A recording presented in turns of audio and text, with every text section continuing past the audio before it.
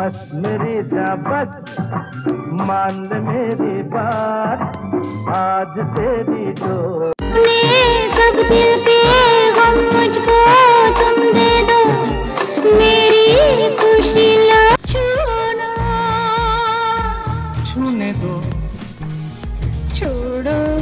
रेखा को बाद में कई प्रस्ताव मिले लेकिन कुछ खास नहीं था क्योंकि उनकी भूमिकाएं ज्यादातर एक ग्लैमरस गर्ल की थी। उस दशक में उनका करियर ऊंचाइयों में था।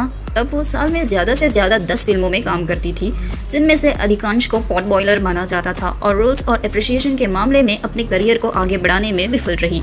वो उस समय के कई कमर्शियली सक्सेस फिल्म्स में दिखाई दी, जिनमें रामपुर का लक्ष्मण, कहानी किस्मत की और प्राण जाए पर वचन न जाए शामिल है।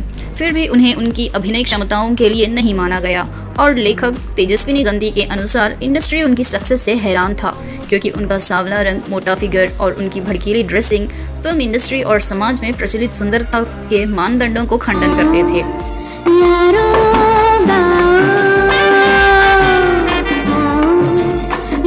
रेखा याद करती है कि उस समय जिस तरह से उन्हें समझा गया था, उन्होंने उन्हें अपना अपीयरेंस बदलने और रोल्स की अपनी चॉइस में सुधार करने के लिए प्रेरित किया। रेखा जी कहती है कि मुझे मेरे डार्क कॉम्प्लेक्शन और साउथ इंडियन फीचर्स के कारण हिंदी फिल्मों का बदसूरत बतख का बच्चा कहा जाता था।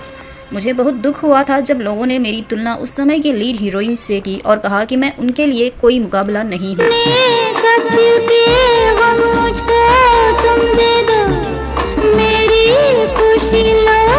1970 के दशक के मध्य में उनकी फिजिकल ट्रांसफॉर्मेशन की शुरुआत हुई।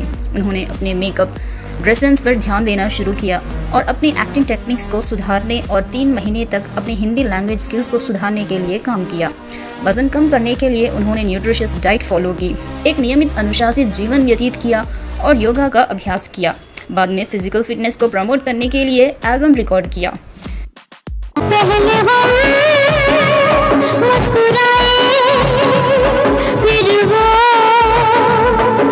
खालिद मोहम्मद के अनुसार जब उनकी स्क्रीन पर्सनालिटी में और साथ ही उनकी एक्टिंग के स्टाइल में तेजी से बदलाव आया तो दर्शक हैरान रह गए। रेखा ने अपने फिल्म रोल्स को अधिक ध्यान से चुनना शुरू किया था।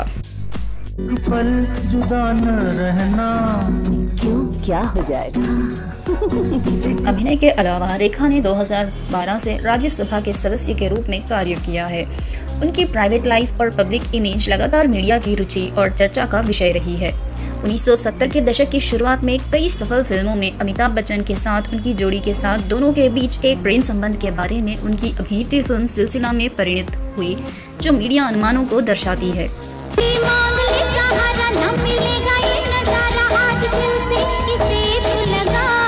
1990 में रेखा ने दिल्ली के इंडस्ट्रियलिस्ट मुकेश अग्रवाल से शादी की। अग्रवाल एक सेल्फ मेड एंटरप्रेन्योर थे और किचनवेयर ब्रांड हॉटलाइन के मालिक थे। ऐसा माना जाता है कि वह लंबे समय से डिप्रेशन से जूझ रहे थे और रेखा के जीवनीकारों के अनुसार उन्हें शादी के बाद ही उनके मेंटल हेल्थ के बारे में पता चला था। उन्हें रेखा से एक म्यूचुअल फ्रेंड और फैशन डिज़ाइनर बीना रमनी के माध्यम से मिलवाया गया, जिन्होंने उन्हें रेखा का क्रेजी फैन करार दिया। उनका विवाह 4 मार्च 1990 को हुआ और कुछ महीने बाद जब रेखा लंदन में थी, उन्होंने पिछले कई अटेम्प्ट्स के बाद किसी को दोष ना दे ऐसा लिखकर एक नोट छोड़कर आत्महत्या कर ली। उनको उस समय प्रेस द्वारा रेखा को दोषी ठहराया गया। इस पीरियड में अभिनेत्री के खिलाफ एक स्ट्रॉन्ग एंटी वेव देखा। कुछ लोगों ने उन्हें चुड़ैल कहा, कुछ ने उन्हें एक हत्यारा कहा, लेकिन जल्द ही रेखा एक बार फिर से ग्रहण से बाहर आ गई।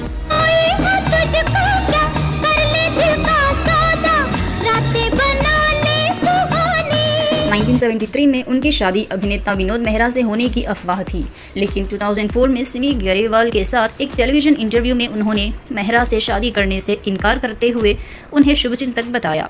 रेखा फिलहाल मुंबई में अपने बांद्रा स्थित घर में रहती है।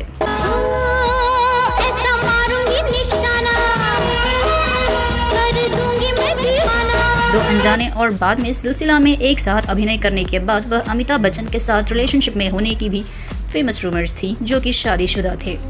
क्रिटिक्स ने रेखा को अपनी हिंदी और एक्टिंग में निपुण करने के लिए कड़ी मेहनत करने के लिए नोट किया।